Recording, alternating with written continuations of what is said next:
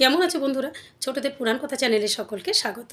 বন্ধুরা, আজকে আমি বলবো বৃদ্ধার কৌশলে লোমপাদ রাজার রাজ্যে বৃষ্টি। একবার 12 বছর ধরে রাজা লোমপাদের রাজ্যে কোনো বৃষ্টি হয়নি। সেই অনাবৃষ্টির জন্য রাজ্যে দুর্ভিক্ষ দেখা দিয়েছে। তখন ব্রাহ্মণ পণ্ডিতরা লোমপাদ রাজাকে বললেন যে ঋষ্যশৃঙ্গ মুনিকে আনুন।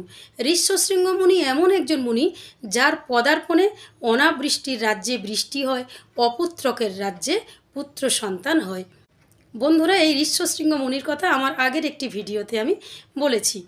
এই ঋষ্যশৃঙ্গ মুনির পিতা বিভাণ্ডক মুনি ছিলেন প্রচণ্ড রাগী। তিনি যার ওপর রেগে যেতেন সঙ্গে সঙ্গে তাকে তিনি ভস্ম করে দিতেন। তাহলে তার কাছ থেকে তার সন্তানকে কে আনবে? এই নিয়ে তো সবাই চিন্তিত। তখন একজন বৃদ্ধা এসে রাজা লোমপাদকে বললেন যে রাজা, কোনো চিন্তা নেই, আমি কৌশলে ঋষ্যশৃঙ্গ মুনিকে এই রাজ্যে আনব।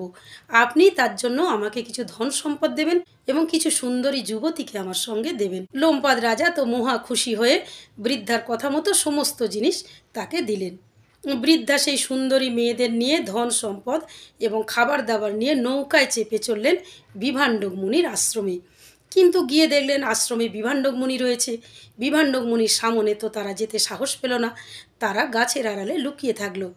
তারপর যখন বিভাণ্ডক মুনি তপস্যার জন্য বনের গভীরে গেলেন, তখন তারা আশ্রমে এলো।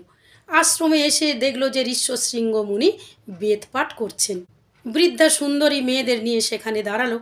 আর ঋষ্যশৃঙ্গ মুনি অবাক হয়ে গেল, কারণ ঋষ্যশৃঙ্গ মুনি নারী পুরুষের কোনো ভেদ জানতেন না। তিনি এই সুন্দরী মেয়েদের দেখে ভাবলেন বোধহয় স্বর্গের কোনো দেব শিশু এখানে এসেছে।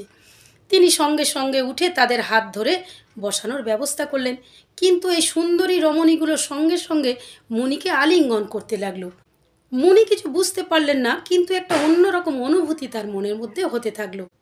তিনি বৃদ্ধাকে বললেন, এরা কারা, কেন আমার কাছে এসছে? আমার খুব ভালো লাগছে এদেরকে।